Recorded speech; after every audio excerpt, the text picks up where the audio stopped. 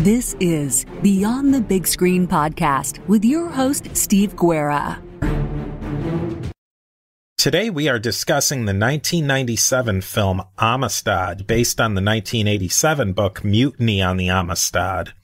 This movie stars Morgan Freeman, Anthony Hopkins as John Quincy Adams, Matthew McConaughey, Djimon Hounsou, who is great in Wayward Pines, by the way. I thought he was so recognizable in the movie, but I couldn't put my finger on it. And then when I looked him up on Wikipedia, he's been in like 10 great movies. It's amazing how you have those folks that just, it seems like, I know this person, and then you realize that they're in every movie that you've seen. Now, this movie looks at the mutiny on a slave transport vessel called the Amistad and the protracted court and legal battle to determine the fate of the enslaved Africans on board that vessel.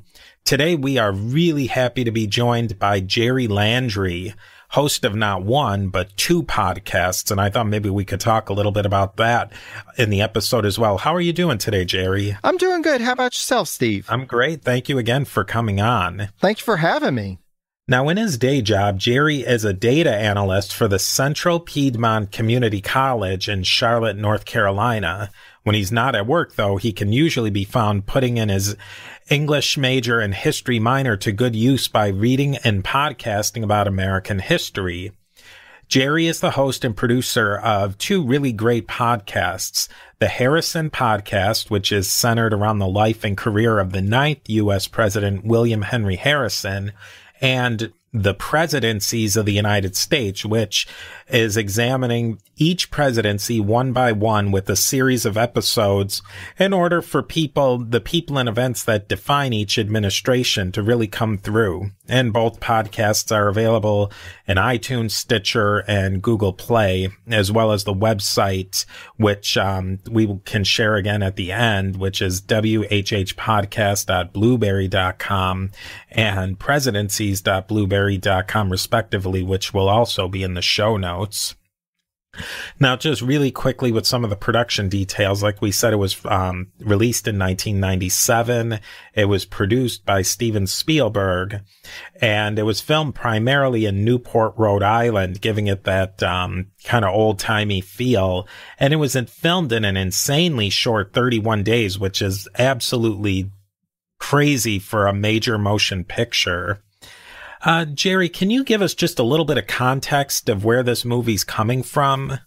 Absolutely. So to get to a little of the history behind it, the Amistad was a slave ship. Basically, it was it had left from Cuba. As is depicted in the film, the slaves were able to break free and took over the ship. From all descriptions, it was a pretty brutal takeover. Considering the circumstances, the brutality is a bit understandable. Whenever they captured the ship, they did have a couple of the crew members, including the captain, that they kept alive to help to bring them back to Africa.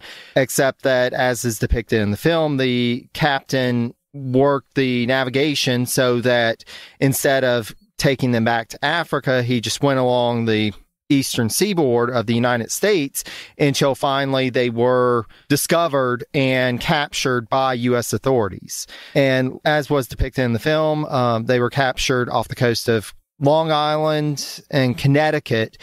The original trial was in New Haven.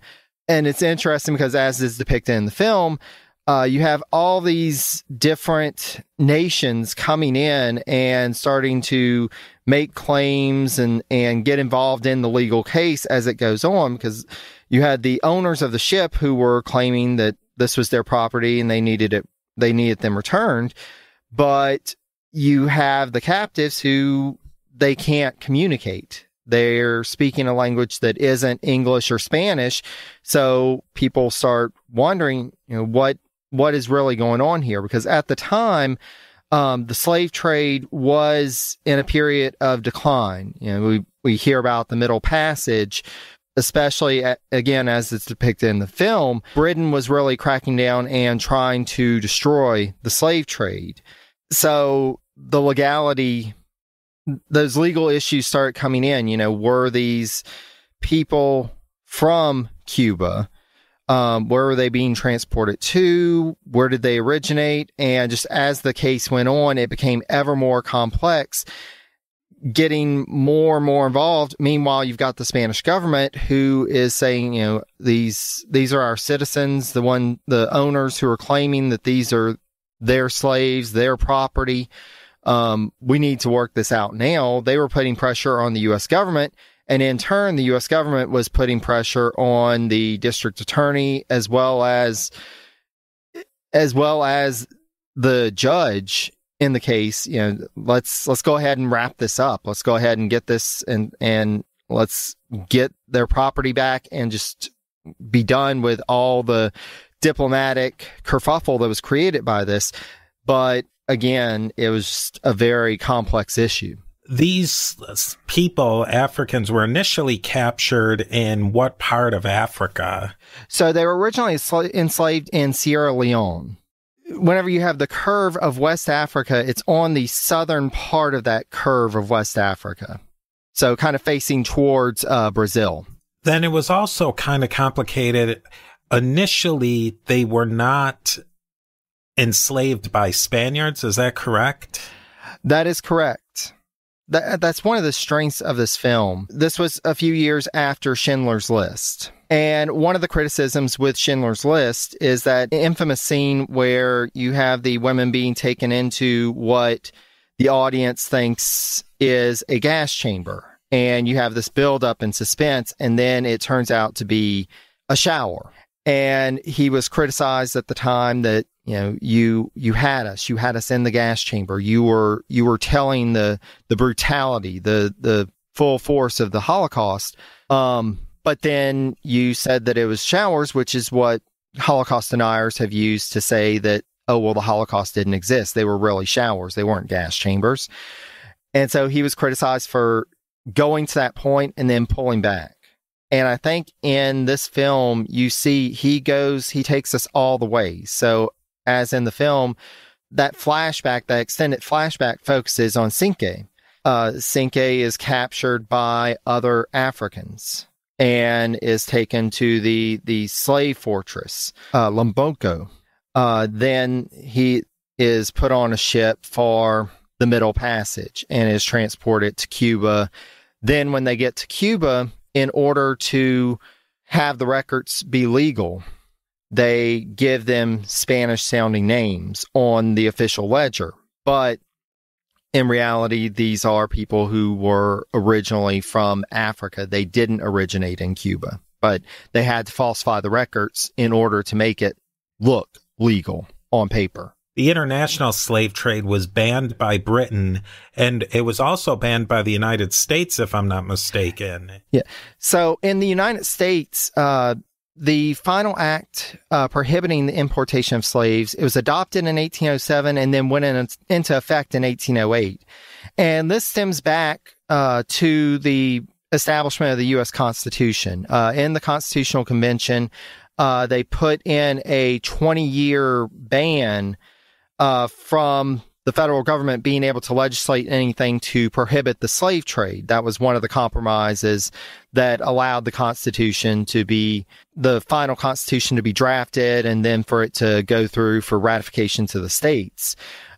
So this act that was done in 1807, that was the earliest that any action could be taken on the importation of slaves.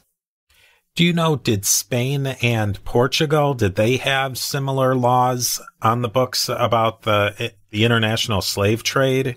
I'm not sure. I know that Brazil was one of the last countries to ban slavery. And I want to say that was in the 1870s or 1880s, but don't quote me on that. But this was a time that these conversations were starting to happen on a global scale. And, as we see in the film, that this growth of abolitionism and abolitionists, I'm more familiar with the British and American abolition societies. But I know that there were some in France, and I would imagine in other parts of the world as well, including Spain and Portugal. The amount of slaves that were transported to Brazil was enormous. It was a huge, and it's one of those things to remember that these were people, but this was a huge industry for them. And so there was more resistance to ending the slave trade and then to ending slavery in general. In the United States, one of the reasons why we were able to, in 1807, 1808, ban the slave trade is by that point, we already had the invention of the cotton gin in 1793 changed face of slavery in the United States. Now you have this growing large-scale cotton production. And in order to have that, you have to have the workers. But a growing industry was also in places like Virginia where they had focused so prominently on tobacco, but they stripped the soil completely of nutrients. And so it was difficult to grow things in Virginia. But in order to make money, basically they developed a slave breeding industry and started selling slaves south to areas where they could grow that more prominent cotton growing industry. So part of the reason why there was an agreement to end the slave trade in the United States was to establish that internal slave trade within the United States, to be able to sell slaves from the upper South into the lower South. If you didn't have new ships coming in with new batches of slaves, you had a smaller supply, and so but you still had a great need.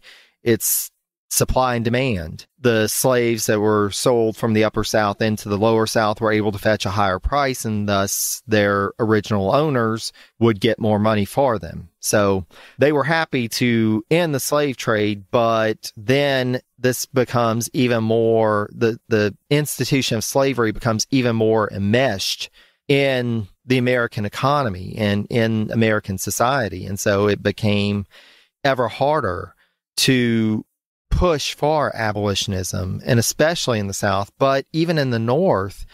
In the North, you had the birth of the American Industrial Revolution. You have all these large mills starting, and they need cotton. And at this point, we were sending cotton to Britain, but now we were starting to develop our own industries in the North. And so again, this plays into this economy. Where are you going to get the cotton? How are you going to get the cotton? And so it spiraled into this enmeshed system. And this period, this late 1830s, 1840s, is when we really start to see the abolitionist societies gaining more prominence, gaining more of a voice. You have William Lloyd Garrison's The Emancipator. You start to get more of a public voice for abolitionism at this time, and it starts to ramp up that pressure, that tension that 20 years later would develop into the Civil War. The movie also brought in the larger picture of the presidency and the political campaign in that time period of the 1840s. The president at that time was Martin Van Buren, and they painted him as almost a cartoonish figure, like that train that he was driving in one of the very early scenes. Can you tell a little bit about Martin Van Buren? Absolutely. So Martin Van Buren was the 8th U.S. president. He was originally from New York State. He is actually the only president whose primary language was not English. He grew up, his family was an old Dutch family, and so he started out life speaking Dutch. That was his first language. Martin Van Buren was part of the New York political scheme. Martin Van Buren was part of the New York political scheme, and then gradually rose to be more of a national figure, in particular in the 1828 election. In 1824, which that involves somebody else who's in this film, John Quincy Adams. The 1824 election, you have Adams, you have Andrew Jackson, John C. Calhoun, Henry Clay, and William Crawford from Georgia. All five of them. At this point, we technically have one political party in the U.S., but you have these five figures who are all competing for the presidency. And the election of 1824, by the popular vote, Andrew Jackson won. He didn't have a majority of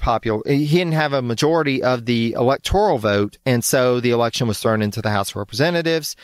Henry Clay at that point was Speaker of the House, and so he was able to use his influence to ensure that John Quincy Adams became the sixth president. Well, during the 1824 election, Van Buren had originally supported William Crawford, but Crawford had suffered health issues. After 1824, he was like, okay, I know that I need to support another candidate. Who can we get that's really going to win? And so naturally, Andrew Jackson had already won the popular vote, so Van Buren turned to Jackson. And he was a major player in organizing the Jackson campaign of 1828. So whenever Jackson became president, Van Buren became his Secretary of State. He was later appointed to become U.S. Minister to Britain. And then in the 1832 election, Jackson put him on the ticket as his vice president. And this was all intended as a build-up towards 1836, when he supported Van Buren as his choice, his anointed successor, so to speak. So in the 1836 election, Van Buren wins the presidency. He becomes the eighth president.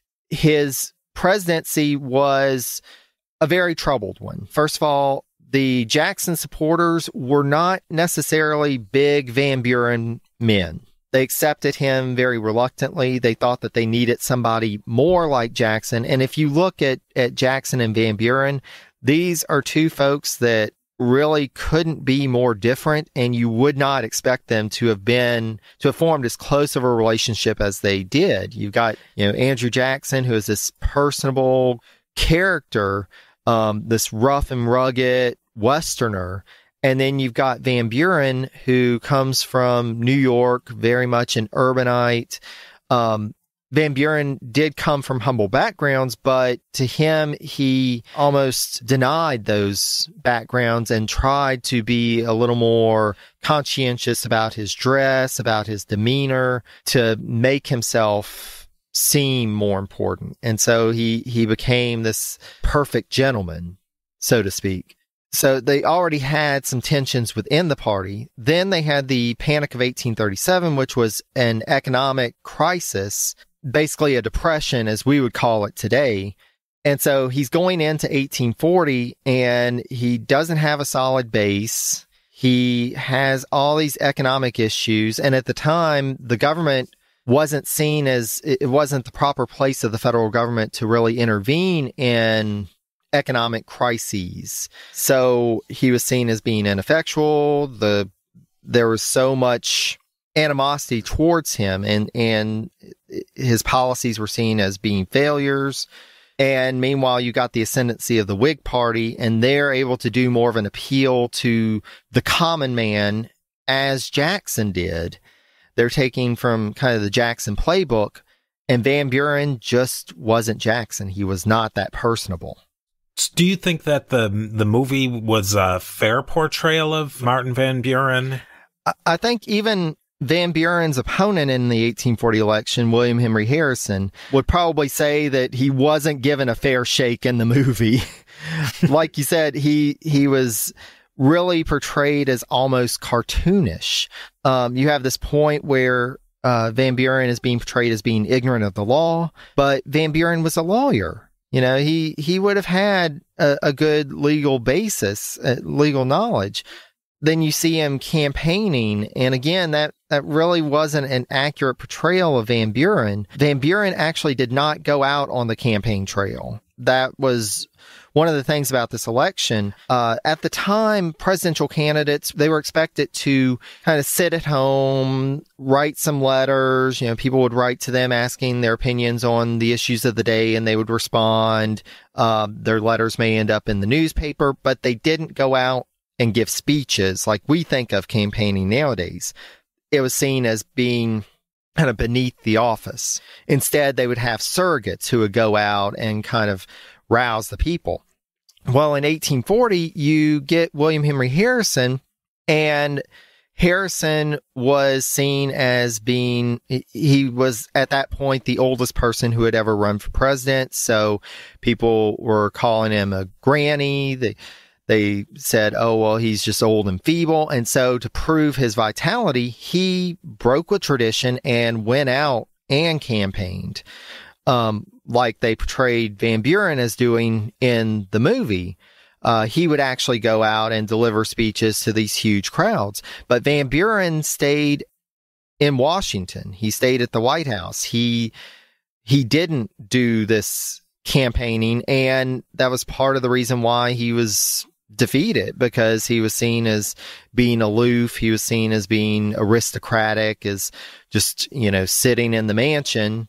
And Whigs used that. They're like, Harrison's out here. He's with you. Van Buren is is back at the White House and his mansion having fancy parties with, gold-plated spoons. And now, a brief word from our sponsors. The movie, it really focuses around this court battle over how the slaves who would own them, are they free people? And I guess you got to give them credit for tackling such a complicated issue. Very briefly, who were the parties at hand who had a stake in this court battle? So you had the two owners of the Amistad, Jose Ruiz and Pedro Montez. As we talked about earlier, they were, of course, seeking their property back, the ship as well as the enslaved people that were on it. Meanwhile, you've got a U.S. Lieutenant, Thomas Gedney, who filed a suit that he was claiming rights for the African captives and cargo on board as property seized on the high seas. He was actually the commanding officer who captured the Amistad. And so he was claiming, at that point, they were just there. And so finders keepers, I'm going to take them. You have two other people, Henry Green and Pelatiah Fordham, who filed a libel for salvage. They claimed that they had been the first to discover Amistad. Then you've got the U.S. attorney for the District of Connecticut, who was representing the Spanish government, because basically the Spanish government at this point had filed a legal petition through the State Department saying that the slaves, the cargo, and the vessel should be returned to Spain as its property. You have the Vice Consul of Spain, Antonio Vega, who filed a suit for one of the slaves, Antonio, on the grounds that this man was his own personal property. Then you have some other folks who file suits on some of the goods on board the Amistad. And then finally, you have the Africans themselves who are claiming, no, we're not property. We're free. We shouldn't be enslaved. We need to be returned home. So you've got all of these different parties coming into this. It was a very complex case. It's a small part of the movie, but to me it seems so bizarre. I don't know how much that, you've delved into this, but the captain of the Navy, I think he was from the Navy, Gedson, how could he have a right to make a claim? Was that a difference in the law back then, that a Navy captain could somehow get a piece of the spoils while in the line of duty? And I don't understand necessarily all the legal intricacies of it, but I imagine that it relates to admiralty law, which basically with admiralty law, things, ships and cargo that were claimed on the high seas, they could file a petition for, we'd like compensation for this. Now, ways that I know about it are when nations are at war. During the War of 1812, I'm sure there were some admiralty cases with British ships that were captured and brought back to the U.S. Folks on board were able to claim some stake in that, and some stake in, selling off the cargo. The court would be responsible for kind of selling off the cargo and then compensating all the folks on the ship. So I think that's how he was able to do it, but I'm not as much of a legal expert on that. Also, the slaves who were petitioning for their own freedom, who was representing them, and how did the people who were representing them get attached to them? I believe that was where the Morgan Freeman, who was playing Jodson, and Stellan Skarsgård, who was playing Tappan, that's how they got involved in it. How did those people get involved in the case? So I was trying to research to see if I could find anything, if Jodson was a real person. From what I've been able to find, I haven't been able to find that there was an actual Jodson, but it seems like he was representative of like a composite of a black abolitionist. Lewis Tappan was an actual person. He was one of the leaders in the abolitionist movement at the time. So you have these folks, and we're so used to technology and media nowadays that's how we learn what's happening is, we see it on the news or read about it on the internet. But at that time, and especially in a place like New Haven, that was a huge port town, they would hear when things were happening, when a new ship comes into town, word would pass along. And from what I've read, abolitionist groups, they learned whenever the Amistad was brought into the port and immediately start realizing, okay, well, something's wrong here. Let's see what the situation is. And the more they delved into it, the more questions they had. And so they started on behalf of these captives, trying to find some legal representation. So the lawyer that is depicted is Roger Sherman Baldwin. In the movie, he's portrayed as being this young lawyer, doesn't really have much of a legal history. He's portrayed as not being long in the profession. In actuality, Roger Sherman Baldwin, he graduated from Yale. He studied law in his father's office in New Haven. He went to the Litchfield Law School as well. He was admitted to the bar in 1814. So at this point, it's the late 1830s. He's been a lawyer for, over 20 years at this point. In everything I've read, he was well known in legal circles. He was pretty much one of the bluest of the blue bloods you could possibly get. Exactly. And that's the thing, he was definitely not a novice to the field in reality. And I'm trying to remember exactly how it was in the movie. I think that he approached them. In actuality, some of these abolitionists who approached him and asked him to start looking into the case and taking it on. And he was definitely interested in the cause of abolitionism. It seems like from what I've read previously. So I think that was probably one of the draws for him to the case, as well as probably the complexity of it. You think of somebody who's been in the field for 20-something years, he's going to want a challenge. Let's talk a little bit about the background of the slaves who were aboard this ship. There was Cinque. He was the leader of the mutiny or the rebellion on the ship. Do we know much about the background of any of the slaves who were on the boat? We don't know many details except for what they were able to share once they were able to start communicating with them and starting to get their stories. But at the time, there's still so much that we don't know about their past, because, they came from African nations that weren't necessarily organized like, the United States with a census or anything like that. Cinque is believed to have been born around 1814, but his exact date of birth is unknown. What we know of him is that he was a rice farmer who was married with children when he was captured. And they really focus on him in this case, but there were other figures. There were other of the captives who I've read about, including there was a big focus on, there were 3 girls that were a part of the group of the Amistad captives who abolitionists really focused in on. They wanted to free those girls and protect them and take them in, start to educate them.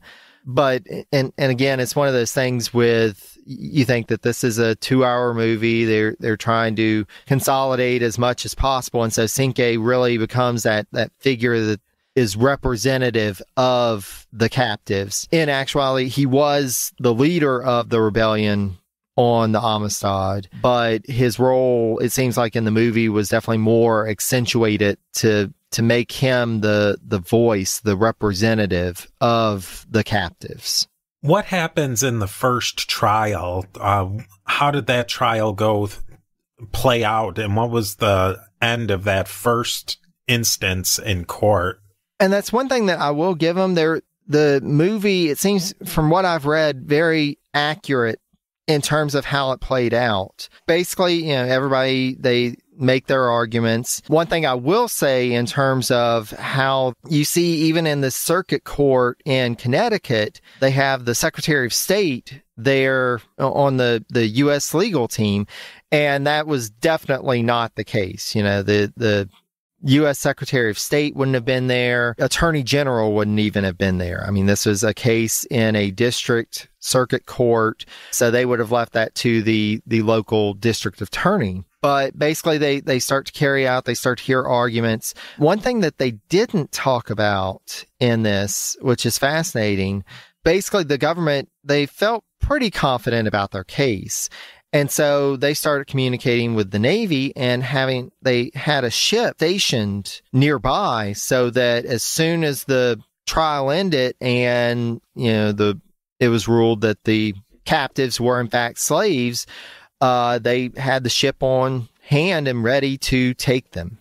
And once that didn't happen, everybody kind of goes into a panic. Once they get a ruling back that's against the U.S. government's position on this, the government starts going to a bit of a panic. And there are actually documents between Washington and the district attorney and the commander of the naval ship that was basically in wait, that they were considering stealing them in the night, just going ahead and putting an end to all this by taking them, getting them on the ship, because at that point, they could rule however they want it, but, they would have the captives on the naval ship. They'd be already back on the way to Cuba. There wouldn't be much for the court to do. They didn't depict that in the film, and I think probably because that just would have added another level of complexity to what's already a complex plot line for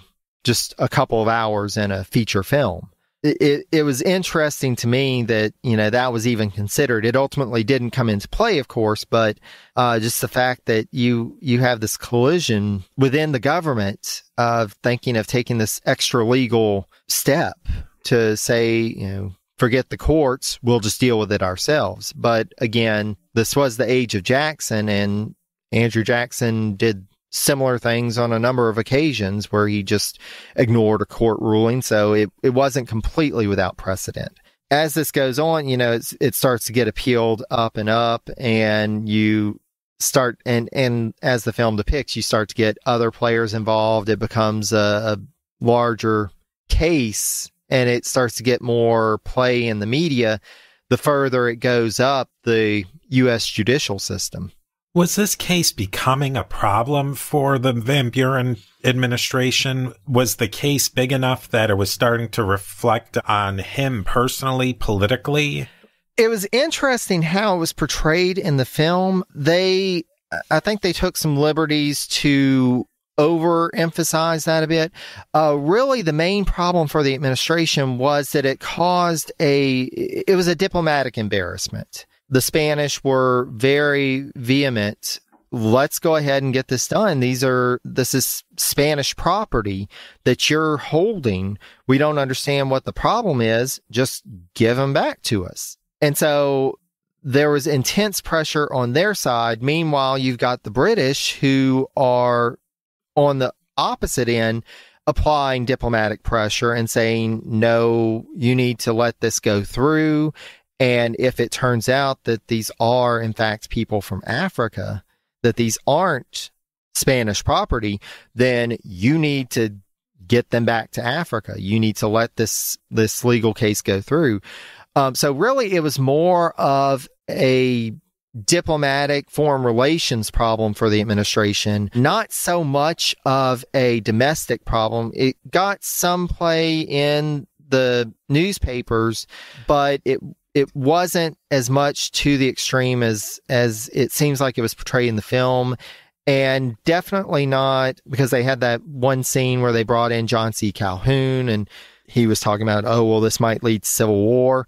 That was way overemphasized. That wasn't even in the conversation about this case. There had been concerns about civil war a few years back with the nullification crisis down in South Carolina, which is where South Carolina basically said that they were nullifying, or they were saying a tariff that had been passed was not in effect in South Carolina. And if the federal government tried to enforce it, then South Carolina would declare independence. Andrew Jackson was able to resolve that. It ended up a staring contest and South Carolina blank. In terms of this case, it didn't nearly have as much prominence in the domestic scene, and certainly not, it wasn't even really a factor in the election in 1840. Attorney Baldwin forms a relationship with Cinque and the other slaves, and they were living in some what appeared to be some pretty rough living conditions. Can you tell us a little bit first about the relationship that Baldwin formed with his clients? Absolutely. So, and again, there's an emphasis on the relationship between Baldwin and Cinque, kind of representative of the relationship of Baldwin with all the captives. You only have so much time to portray this entire story, so it made more sense to kind of consolidate that into a one-on-one relationship.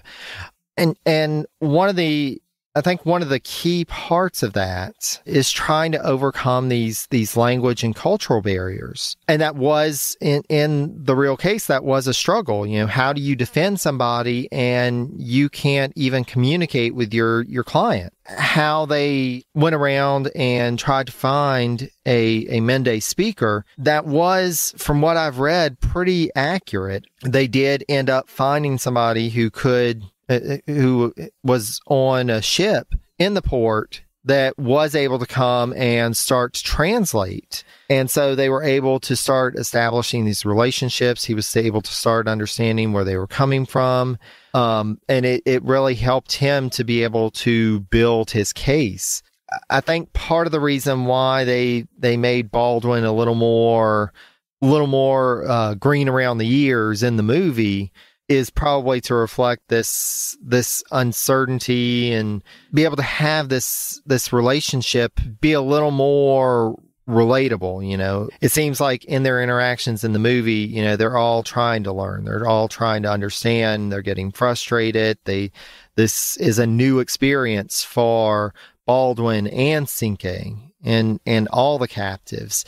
And they're just trying to find their way through. But it's interesting because you see these scenes, and especially that one where they're trying to figure out, the captives are trying to figure out who Baldwin is. And they say, oh, well, he reminds me of that chief, the dung scraper. You know, one of them is like, well, I think that's our dung scraper. I think he's ours. They find the actor, or the historical person, was named James Covey, and he's played by Chiwetel Ejiofor, which he actually played the main role in the movie 12 Years a Slave, which will actually be featured on this podcast. He becomes the translator between Baldwin and Cinque, and it just kind of drove me nuts the way Baldwin, he really didn't consider that what he was saying was necessarily translatable for Cinque. You know, he used really highly technical legal jargon and not even really considering what Covey could translate or what was even translatable in the language. That part just that struck with me because I've seen that happen so many times before. Absolutely. I mean, I sincerely doubt that the translation was quite as smooth as it's portrayed in the movie, trying to figure out, okay, well, how do you really break this down into something that may be understandable? From what I've read, it sounds like that there probably was a trying to help them understand what was going on, but really the key part of the translation in terms of the historic case, from all that I've read, it was really focused on, let's get information from them. Let's try and figure out, how we can prove where they came from. Now, this case goes all the way to the Supreme Court. What gets this case to the Supreme Court? And so again, it was appealed, through the chain. So you started at the district court, you got up to the circuit court, and then finally it was appealed up to the Supreme Court. And part of this, it was the U.S. government and this pressure from Spain. We need to settle this. This isn't right. What are you Americans doing? The Spanish judicial system wasn't, from what I understand, as independent as the U.S. judicial system was designed, constitutionally. And so the Spanish were highly frustrated. They kept after the U.S. government. The U.S. government was like, okay, we'll keep on appealing. And at this time in the Supreme Court, you have a pretty strong Southern presence on the court. And so I think that was one of the things that went into, let's appeal it up to the Supreme Court, because of course they're going to rule for us, because, we've got all these Southerners, including the Chief Justice, Roger Taney, who's from Maryland. They're like, we can win this. They're not going to rule against us. And so it gets appealed all the way to the Supreme Court. And that's when you start to get, and kind of how they show it in the film, although they had tried to get John Quincy Adams involved earlier in the film, but I don't think they necessarily reached out to him in reality until it got appealed to the Supreme Court. That's when they really wanted that star power, so to speak. They knew John Quincy Adams is a great orator. He's a lawyer. He's appeared before the Supreme Court. Let's go ahead and draw him in and deliver that knockout punch in the Supreme Court that they really needed to free the captives. And now, a brief word from our sponsors. Now, for the court, it wasn't a clear cut of this is pro-slavery or anti-slavery. Well, I mean, obviously they do lose in the end, but was the situation much more complicated than just pro-slavery, anti-slavery by the time it got up to the Supreme Court? Absolutely, because it really, while you have this basis in slavery, and I think the government was kind of counting on this bias, this prejudice against these people who the government was saying were slaves, you really have, this was an interesting case because it brings in so many, I think in terms of, the legal basis of the case, it was really this idea of property and international law. And this is a time where we really don't have established of international law. Really, nations had widely varied legal systems. And this idea of international law was still very much in its infancy. You had this international influence that made this case so complex that I think that's really what I think that's why this ended up in terms of legal and the judicial system as prominent of a case as it was at that time.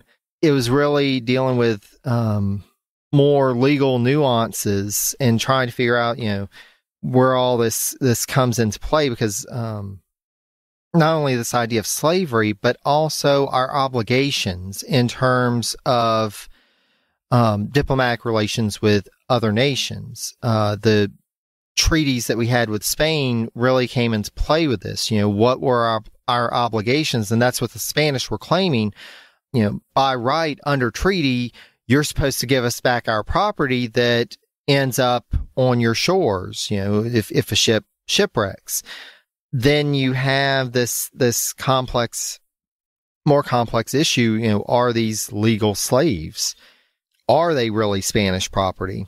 Even see this in the final judgment. Joseph Story was the justice that delivered the final opinion of the Supreme Court in this case. And he says, it is also a most important consideration in the present case, which ought not to be lost sight of, that supposing these African Negroes not to be slaves, but kidnapped and free Negroes, the Treaty of Spain cannot be obligatory upon them, and the United States are bound to respect their rights as much as those of Spanish subjects. So at this time, the African captives came from nations that we didn't have treaties with. We didn't have all this diplomatic relations with these African nations. But Justice Story is saying, we need to respect their citizenship just as much as we would any other. Whether we have treaties with them or not, they're still not Spanish property. They're not Spanish citizens. They are citizens of their nations back in Africa. John Quincy Adams wasn't quite as heavily involved in the case as the movie portrays. What was his involvement in the case, and what was his life in general at that point in his post-presidency? Absolutely. So, John Quincy Adams, after he lost the election of 1828 and left the presidency in 1829, he went back to Peacefield, which was the Adams home in Quincy, Massachusetts. He was at that point just planning on retiring. He was elected to the U.S. House of Representatives. And for him, that was a great honor. It was his neighbors and friends in the Quincy area who were saying, we support you. We think you did a good job, and we think that you'll represent us. And that meant the world to him. His presidency, kind of along the lines of Van Buren's, was very troubled. It was a pretty miserable 4 years. And to get this vindication, the support from his friends, his neighbors, kind of gave him a shot in the arm. So he goes back to Washington and he becomes this prominent figure in the House. You have this ex-president who is now sitting in the same chamber with all the other representatives, but they give him a little more reverence because he is a former president. But he becomes pretty contentious pretty quickly. He was nicknamed Old Man Eloquent because he would give these powerful speeches. He was a great orator, but he would champion causes like, for example, whenever petitions came in calling for an end to slavery, in terms of the House rules, they were able to table them without actually reading them, without considering them. John Quincy Adams immediately took this up and said, no, this is wrong. Our citizens have the right to petition Congress, and we need to recognize those petitions. We don't need to just ignore them. And he fought that for years. And it got very contentious, and especially since this involved the slavery issue, which was increasingly becoming a hot button issue in the nation. But he stuck to his convictions. We kind of get a little bit of this in the movie. John Quincy Adams, he was an opponent of slavery, but he also wasn't really an abolitionist. And it's interesting because you think that those two things are going to always be together. But that wasn't necessarily the case. We even see with William Henry Harrison. Again, he felt that slavery was a flawed system. He didn't necessarily agree with slavery, but at the same time, he saw abolitionists as being agitators, that they were causing more trouble than they were solving problems. So whenever we get to the Amistad case for John Quincy Adams, he was kind of in that middle ground. He knew that slavery wasn't a good thing, but at the same time, he wasn't, ready to march down the street and become, Mr. Abolitionist. But the case intrigued him, and the folks who were involved in it and involved in legal support for the African captives knew that he would provide that strong voice. They wanted to get Old Man Eloquent involved, and so they were able to convince him. I think even more than you see in the movie, Adams, though he didn't, you have the scene in the movie where they bring Cinque to what looks like Peacefield, and they have this great conversation. They start this. From everything I've read, I haven't been able to find that really happened. He did go and visit the captives in the jail in Connecticut, but I haven't been able to find any instance where he invites anybody to his home or anything like that, or really establishes a strong rapport. This case, it intrigues him, and he knows that it's important. He knows that if we don't recognize the legal situation of these captives, it sets an awful precedent. And so he gets heavily involved in the case, and in preparing that big speech. From what I've read around the time, people start to notice that he was kind of really stressed. And even in his interactions in the house, they have this account of him delivering a speech and just going on and ranting and raving. And even though he was usually a forceful speaker, it just seemed a little off. It seemed like, there was something else going on. So it does seem like he got really involved in the case and then went on. And that was really, that speech that we see, I don't think that was necessarily the speech that he delivered, but John Quincy Adams appearing in this instance before the Supreme Court was an important point in this case. He was able to add the eloquence. He was able to add the oratorical skills to win over the Supreme Court. The slaves were found to be free. Do we know much of what happened to them after this case? So basically, the Supreme Court, they said that they were freed and should be returned to Africa. The problem was, when the case was actually settled, and that was one thing that wasn't discussed in the film, when the case was settled, it was a few days after the inauguration of 1841. Martin Van Buren was out of office. William Henry Harrison had been inaugurated. They were starting to establish the new government. Then, of course, a month later, Harrison dies. John Tyler of Virginia becomes president. They were beginning talks about, what do we need to do? Does the U.S. government need to transport them? What's going on? And so whenever Tyler comes to office, that basically all goes out the window. They're like, U.S. government isn't going to touch this. They're freed. That's it. So abolitionist groups get together and start to pool their resources and are able to transport some of the captives back to Africa, including Cinque. So in total, 35 survivors were returned to Africa in 1842. And the funds that were raised were primarily from a missionary society that was organized by African Americans. And so they were able to at least get these folks back. But I believe that there were some who remained. And then, of course, in the course of this, because you don't necessarily understand this in the movie, but this case took 2 years to go through the legal system.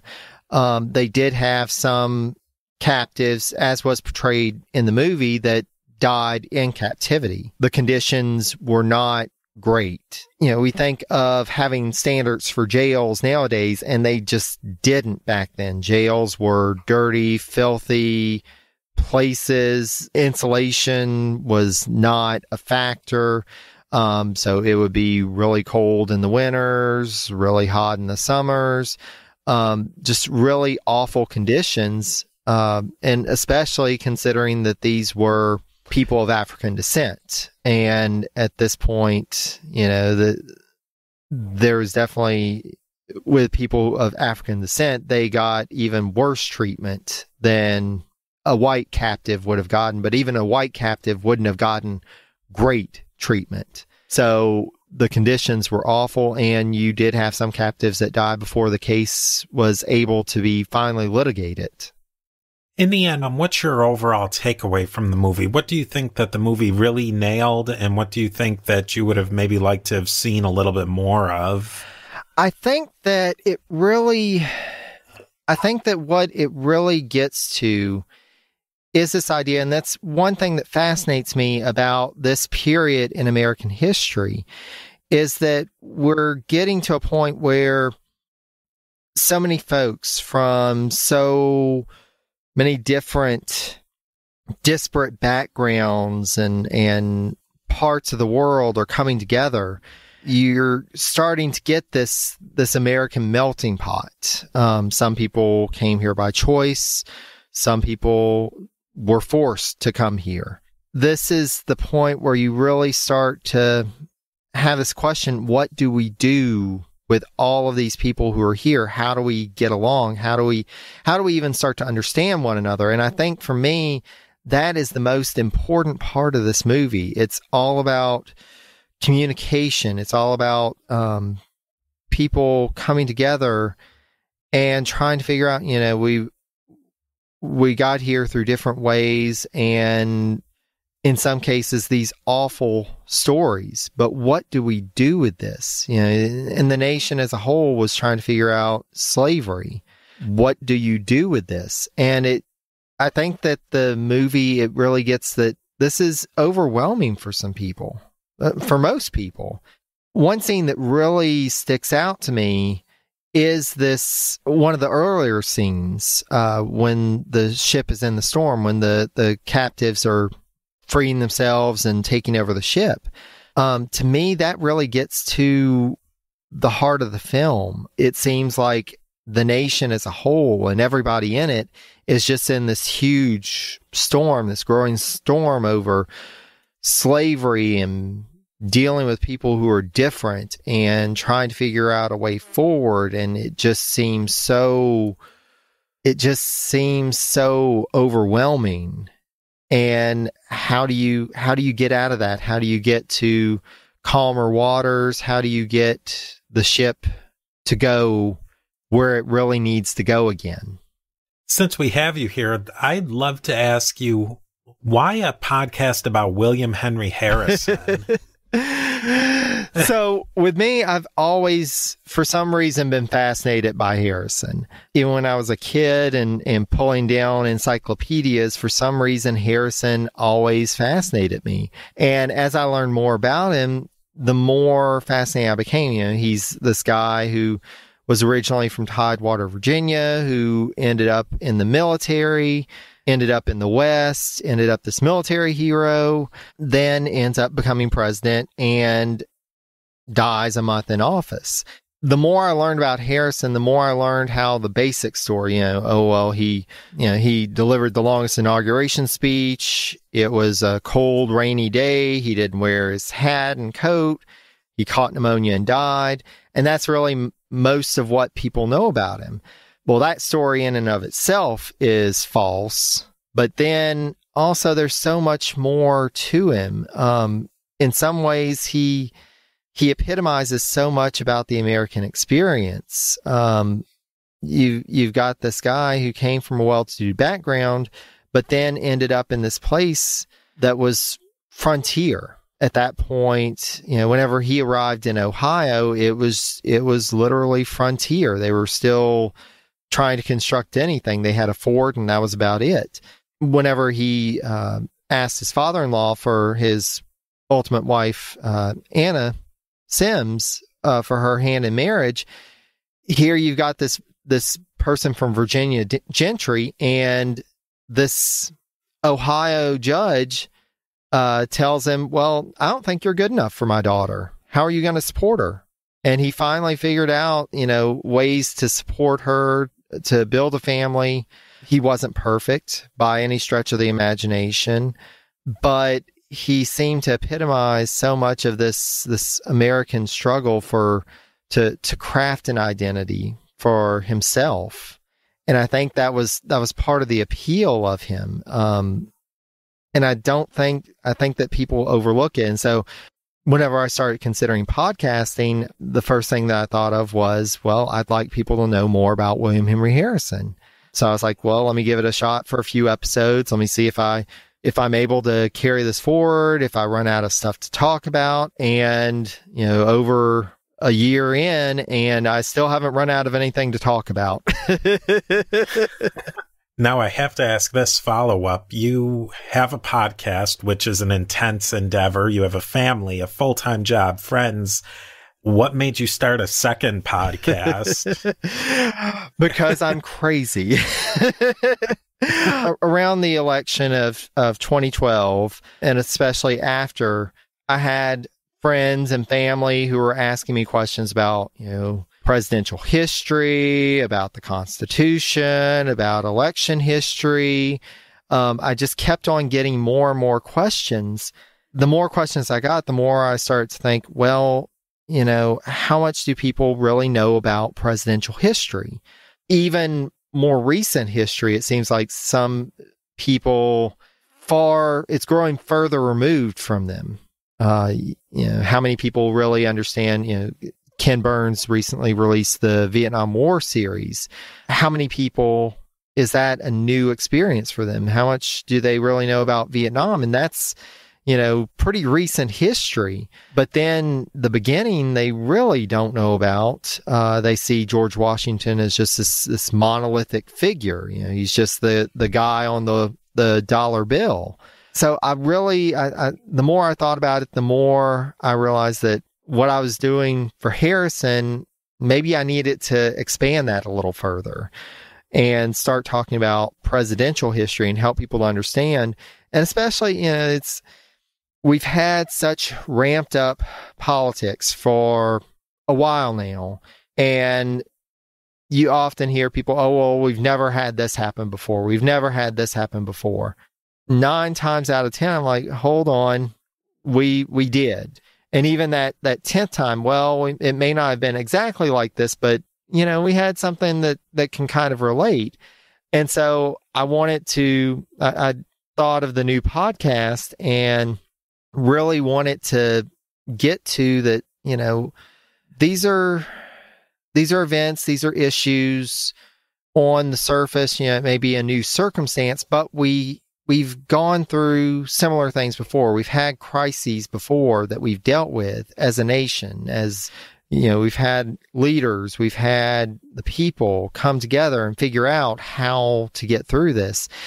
And so I decided, I really need to go ahead and go back to the very beginning. Let's talk about presidential history. Let's talk about where all this started. And let's talk about that.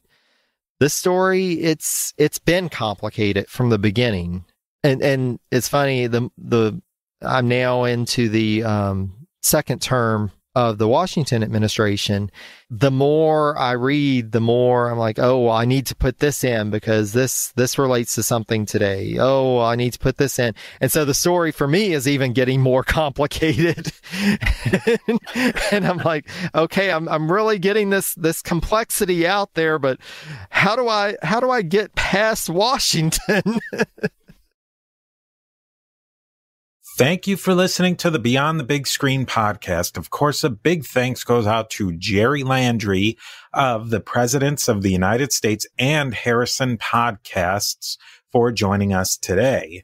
Links to learn more about Jerry and his 2 really great and really well-researched podcasts can be found variously at presidencies.blueberry, that's spelled BLUBRRY.com, or WHHpodcast.blueberry.com. And both of those can be found in the show notes as well, or very easily Googled. Now, a great way to support Beyond the Big Screen is to leave a rating and review on Apple Podcasts. This review really helps me know what you think of the show and help other people learn about Beyond the Big Screen. Speaking of social media, you can connect with me and other people who want to learn more about the movies they watch on Facebook and Twitter. You can contact me there or just send an email to steve@a2zhistorypage.com. Links to all this and more can be found at a2zhistorypage.com. And of course, I will see you next time beyond the big screen.